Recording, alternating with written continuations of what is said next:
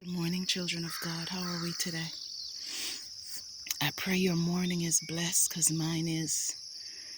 It is a beauty to see God's creation and to walk in it and to stand in it and to just know that He is God and there's none like Him. You know, when I think about some of the instructions we were given, this is the one that comes to mind often. Titus 2 talks about, and the older women shall teach the younger women. Now, we have a stigmatism, a way of life, a culture of the older women growing out of their young and foolish ways and getting to a place where they can actually become judges of the younger women, forgetting that they went down the same path or close to it without being mindful that God has put them in a place to learn. And as they learn, they now can use that experience to teach someone else. And the older women shall teach the younger women. When was the last time you took a young lady, a young man, whoever is listening to this, under your wings? Might have seemed wayward, might have walked to the left a little bit, you might not even sure about that one.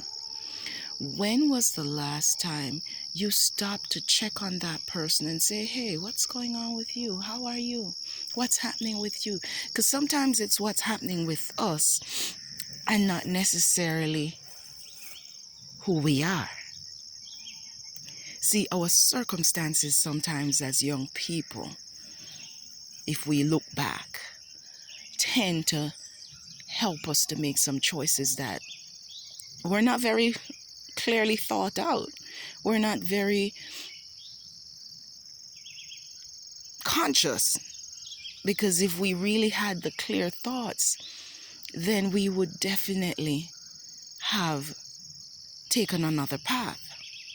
But there was no one to teach us and no one to give us the word, or the people who wanted to give us a word didn't want to give us a word in encouragement. The way they gave us the word was so damning that we didn't receive it. And we didn't receive that word because of the delivery. Because sometimes it's not what you say, it's how you say it. And boy, am I guilty of that one. But by God's grace, as we transition, as we grow, as we learn, as we get to a place where we are filled, then our actions and reactions are not the same anymore. And even the way we treat our young people have to change. I'm doing my morning roundabout and sipping on my tea. It can't be the same. We cannot walk down the same path and think it's okay. So let me bring a little bit of history into this. I love history because history sometimes makes us who we are and we don't even realize it. You know, one of the things taught throughout the Caribbean by Willie Lynch was that separate and conquer. And how he taught separating and conquering, he taught it in such a way wherein he was so proud of himself. The Romans would be jealous.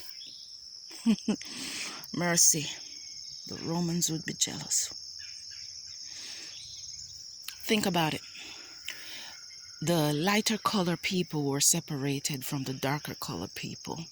The house slave was separated from the yard slave, and so on and so forth. And, you know, it went just like that. The separation kept on going in different ways. Now, what do you think we're doing when we separate ourselves from the young people, even the wayward ones? We separate ourselves from them, and then we put up a barrier and tell them we're better than they are, and we've never been where they've been. We've never made their mistakes, and we will never make their mistakes because we're better than who they are. We're still reliving the Willie Lynch syndrome, but in a different way. And in our hearts, we do not realize how unrighteous the Willie Lynch syndrome was, because we don't understand that Willie Lynch taught them to rape the stronger black men so that the women would then teach their sons to be subjected to slavery. So you have to understand, the enemy don't come at you in one way. The enemy does not come at you the way you're expecting it to. The enemy comes at you from any direction and with anyone who will allow themselves to be used, even you. Jesus, help me, Lord. Listen. The women would then teach their sons to be submissive. And then the young men grew up submitting themselves to the authority of whatever they're told, because their mothers know if they didn't group rape you because you're a strong slave, they are then, oh my God, look at this, look at that, look at that. Oh, look at that. God is good. Something's going on because it's July and we're already feeling fall weather. So God is talking, and he's talking to us in many ways. Let me not digress, shall I? Now, that syndrome where they saw the men being tarred and then pulled apart by horses or mules. So they teach the young men, submit so that you don't die. Because who wants to see their child torn apart by a horse or raped by other men? But let me tell you what we do today. We do the same thing. We look at these young women and we talk about them. Even in church we do it.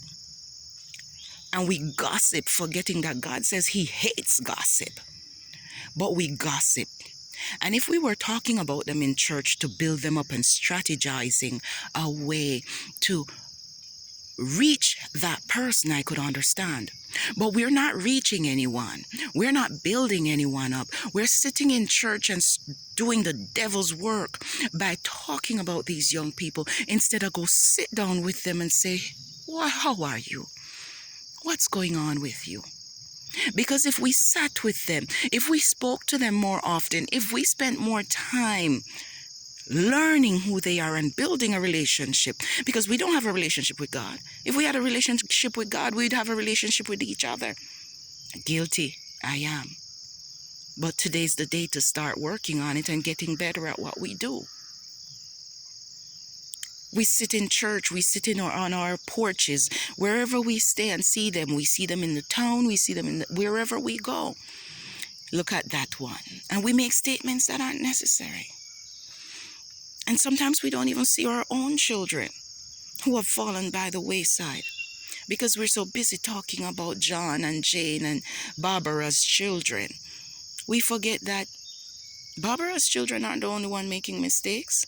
Our children are too. And sometimes our children are the ringleaders. But let me tell you, because we love our children so much, we forget they're leaders. And we might not see it ourselves, but later on we'll know. And the older women shall teach the younger women. It's time, us older women, because we are in that season, girt up our loins and start thinking about somebody else aside from ourselves. Start trusting to do some work for somebody else except ourselves and our own children. Paying forward into a life that might come back and be a blessing. There are a few people who I can say really made an impression in my life growing up when I was young. But there were so many more who spoke about things they knew nothing of. Who spoke things into my life where when I got older, I decided, that's not happening. I am not receiving that. Didn't even understand it yet. But I truly was not about to receive curses, because we forget power is in the tongue. Life and death is in the tongue. And we either speak life into people's children, or we speak death into their lives. A friend of mine always says, when you pray for your child, pray for your children's friends also. Because if their friends are converted, your children will be too. Think about it. Pray for your children's friends, even if you don't like them. Because there's something in them that connected them to your child. Think about it.